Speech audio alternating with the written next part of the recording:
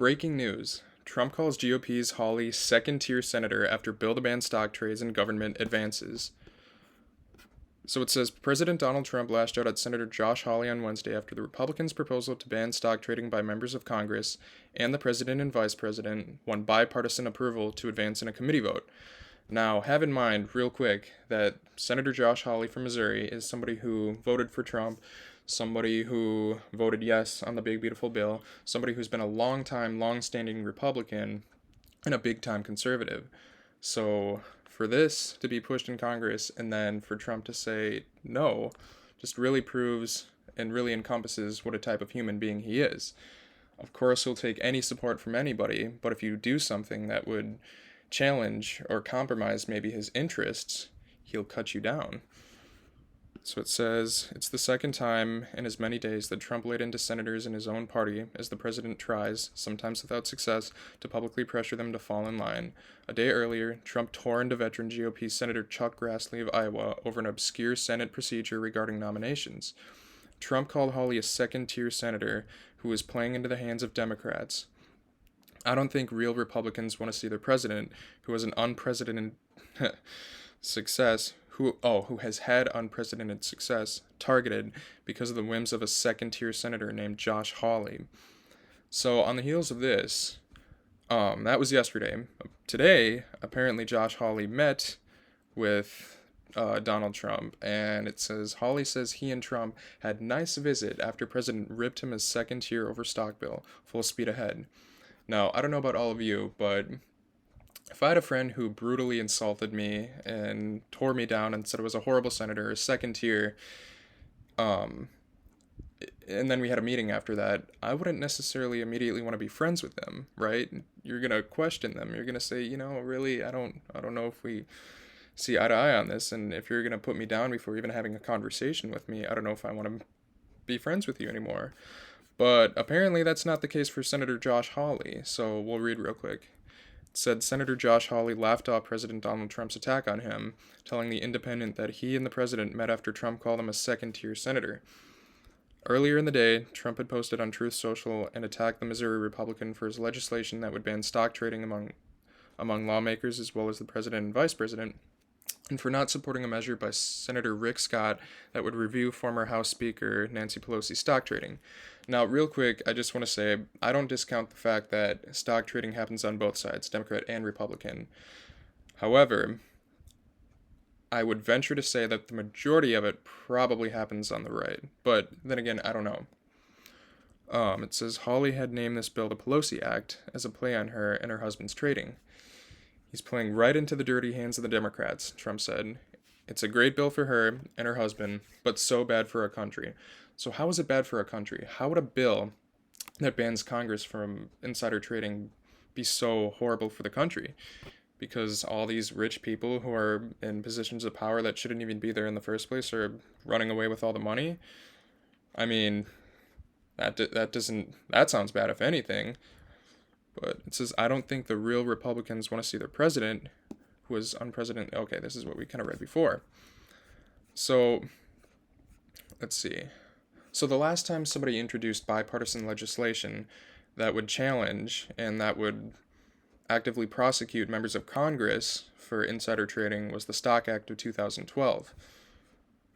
So initially introduced in 2006, Representative Louise Slaughter and Representative Brian Baird drafted the Stock Act in response to insider trading allegations against Tony Rudy, a top aide to the one-time House Majority Leader Representative Tom DeLay, as well as an insider trading scandal faced by Senate Majority Leader Bill Frist in 2005.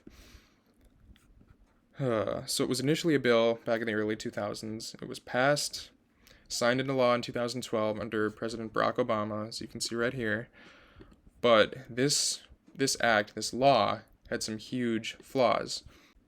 So in the 10 plus years that this Stock Act has been law, no member of Congress has ever been prosecuted under the Stock Act despite persistent credible allegations.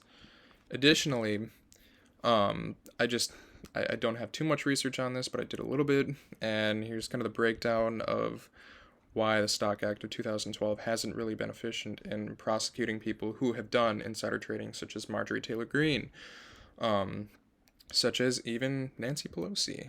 So It said, while the Stock Act requires disclosure of stock trades, investigations have revealed that penalties for late or non-disclosure are often minimal and inconsistently applied, with no public record whether fines are even paid. Weak penalties. So here's an immediate red flag in this. The $200 fine for a first-time Stock Act violation is a negligible deterrent against potentially lucrative insider trading based on non-public information gained through their positions. I don't know about you guys, but if anything, a $200 fine is nothing, especially for a member of Congress, especially for somebody who works in politics. They have huge salaries. The penalty for cashing out on that, it's almost like an investment at that point.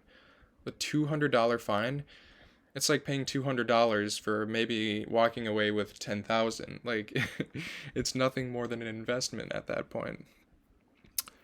And have in mind, this is less than some car tickets. I mean, I'm not saying I've ever gotten a car ticket. I've never got one before, but like some people I know, I have friends who've gotten them, have even more than this. So this is ridiculous. It says loophole for non-public information. The Stock Act doesn't fully address the issue of lawmakers using information gleaned from committee work, briefings, and constituent interactions for personal financial gain, leading to ethical dilemmas. Transparency is not enough. The Stock Act has increased transparency in congressional stock trading, but this alone hasn't stopped the appearance of corruption or ensured that lawmakers are prioritizing public interests. And last but not least, kind of what we talked about before, no prosecutions, which I think is BS. After 10 years, I would expect an act or a law, per se, that is supposed to directly stop and prevent anybody from doing insider trading, and if they do, prosecute them for it, hasn't done a thing. I think that's really, really flawed. So going back to the original article, it said, the committee passed his legislation to ban members of Congress and their spouses from trading stocks, but Hawley was the sole Republican to vote on his own legislation, and it passed with the help of the Democrats. In the end, Hawley was the only Republican on the committee to vote for the legislation. But Hawley does not have much reason to worry about losing his seat for a while. He won re-election in 2024 and would not be up again for another 6 years after Trump has left office. Pelosi, for her part, endorsed the bill, which was renamed as the Honest Act.